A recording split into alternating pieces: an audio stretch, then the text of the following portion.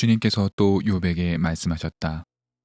전능한 하나님과 다투는 욥아, 네가 나를 꾸짖을 셈이냐? 내가 나를 비난하니 어디 나에게 대답해 보아라. 그때 욥이 주님께 대답하였다. 저는 비천한 사람입니다. 제가 무엇이라고 감히 주님께 대답할 수 있겠습니까? 다만 손으로 입을 막을 뿐입니다. 이미 말을 너무 많이 했습니다. 더 할 말이 없습니다. 욥기 40장 1절에서 5절 말씀. 하나님과 욥의 신적인 대화가 이어지고 있습니다. 하나님은 준엄한 목소리로 욥에게 말을 걸고 있습니다. 욥이 그토록 원했던 음성, 욥이 그토록 듣고 싶어 했던 하나님의 말씀을 말입니다. 하나님은 욥을 매우 당혹해 하는 말씀을 건네십니다. 전능한 하나님과 다투는 욥아, 네가 나를 꾸짖을 셈이냐? 라는 말은 듣기에 따라 아주 무서운 말입니다. 마치 전능한 나 여호와 앞에서 감히 내가 전능한 자인 양 행동했느냐는 질책을 담고 있기 때문입니다. 지금까지 욥기를 살펴보며 우리는 욥이 끊임없이 하나님께 문제를 제기하고 화를 내기도 하며 하나님으로부터 답을 구했음을 알 수 있습니다. 때로는 그 방식과 태도에 있어서 무례해 보이기도 했고 하나님의 진심을 이해하지 못하는 마치 어린아이의 떼부림 같아 보이기도 했습니다. 바로 욥의 이러한 모습 때문에 욥의 새 친구들은 욥을 이해할 수 없었고 나아가 욥에 대해 분노하고 그를 질책하며 다그치게 된 가장 큰 이유이기도 했을 것입니다. 이는 욥의 하나님을 향한 질문이나 의문의 제기가 아니라 하나님을 향한 욥의 저항의 몸부림이었습니다. 도저히 인정할 수 없는 상황에 대한 욥의 처절한 몸부림의 형태라고 볼 수 있습니다. 생각해보면 전능한 하나님께 한낱 인간의 이러한 몸부림을 칠 수 있다는 일 자체가 얼마나 대단한 사건인지요. 구약성서 어디를 뒤져보아도 하나님께 이렇게 질문하는 자를 찾기 어렵습니다. 의로우신 하나님께서 어찌 이런 판결을 내리느냐고 목소리를 높였던 자가 또 있었던가요? 찾기 어렵습니다.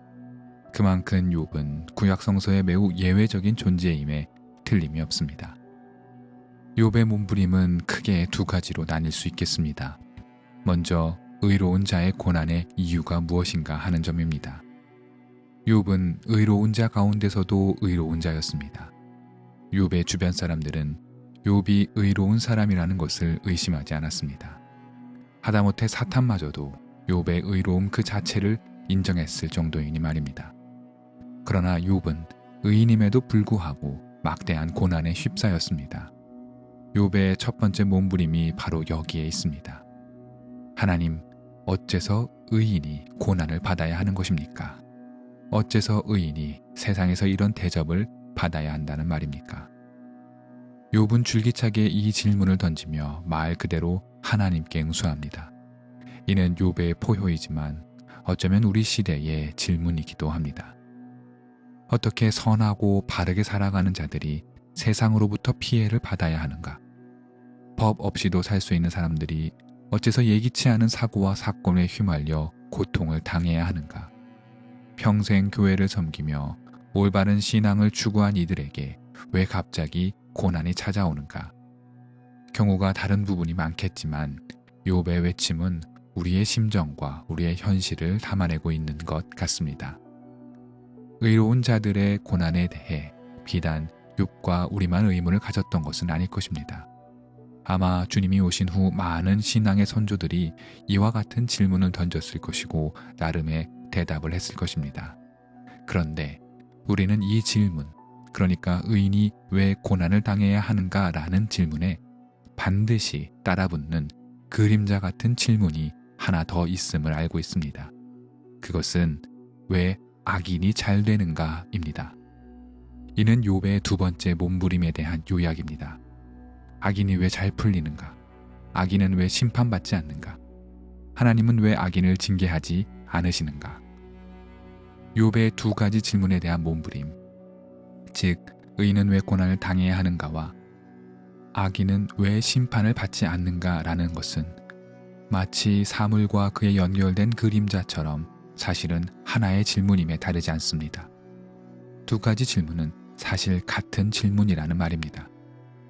그리고 이 질문을 하나로 묶어 한 단계만 위로 소급해 올라가면 하나의 문장으로 요약될 수 있는데, 이는 바로 하나님은 도대체 무엇을 하는가일 것입니다. 여러분, 하나님은 도대체 의인들과 악인들에게 무엇을 하고 계신 것일까요? 어려운 문제임에 분명합니다. 한 가지 명쾌한 답을 내릴 수도 없음을 지각 있는 신앙인이라면 이해하실 수 있을 것입니다. 몇 가지 생각할 주제를 갖고 성찰하며 답을 내어가며 나아가야 할 것입니다. 먼저 생각할 것은 의인과 악인의 구분이 그렇게 명쾌할 수 있는가입니다. 우리는 악당과 영웅을 쉽게 분간할 수 있다고 생각하는 경향이 있습니다. 그러나 선과 악의 선명한 대립은 대개 미디어에서나 가능합니다. 영화나 소설의 세계는 그 미디엄을 자체를 넘어서기 힘드니 선과 악의 구분이 비교적 용이합니다. 그러나 현실은 매우 복잡한 세계입니다. 시대에 따라, 또 환경에 따라, 문화에 따라 선과 악을 가늠하기 어려울 때가 많습니다. 단순히 어떤 일에 대해서 정상 참작을 하자는 이야기가 아니라 사건은 그 사건의 배후와 맥락에 우리 생각보다 많은 내용이 담겨 있다는 말입니다. 우리는 나에게 만약에 권력과 전능한 힘이 있다면 또 매우 쉽게 선과 악을 판결할 수 있다지만 실상 이는 매우 어렵습니다. 오늘 우리 본문 10절에서 13절까지의 말씀이 이를 명백하게 보여줍니다. 욥기의 말입니다. 어디 한번 위엄과 존귀를 갖추고 영광과 영화를 갖추고 교만한 자들을 노려보며 내 끓어오르는 분노를 그들에게 쏟아내고 그들의 기백을 꺾어 보아라. 모든 교만한 자를 살펴서 그들을 비천하게 하고 악한 자들을 그 서 있는 자리에서 짓밟아서 모두 땅에 묻어보아라. 모두 얼굴을 천으로 감아서 무덤에 뉘어보아라. 10절에서 13절까지의 말씀입니다. 하나님은 욥에게 어디 한번 판결을 내려보라고 말합니다. 물론 욥은 이 말씀에 어떠한 행동도 대답도 하지 못합니다. 선과 악의 판단에 있어 항상 회색지대에 서라는 뜻은 결코 아닙니다. 그러나 간결한 판결이 언제나 불가능하다는 점, 또 항상 맥락이 있다는 점을 살펴야 한다는 뜻입니다. 또 한 가지, 의인과 악인의 판단을 하나님께서 모두 내리신다면 사실 인간은 하나님께 어떠한 것을 의탁할 수도 의지할 수도 없는 그저 만들어진 인형 같은 존재가 되어버립니다. 하나님께 모든 책임을 부과해버리면 되는 것이기 때문입니다. 그리고 제 뜻대로 풀리지 않으면 그저 하나님 탓만 하면 되는 것이지요. 왜냐하면 하나님께 모든 책임을 전가했기 때문입니다. 과연 하나님은 이를 원하실까요? 그렇지 않습니다. 이는 바로 다음 문제와 이어지는데, 하나님은 인간들에게 마땅한 지혜와 책임을 함께 부여하셨기 때문입니다. 이는 아담을 창조하는 때까지 이르게 됩니다. 자연을 경작하고 돌볼 책임을 분명하게 인간에게 주셨음을 우리는 기억해야 합니다.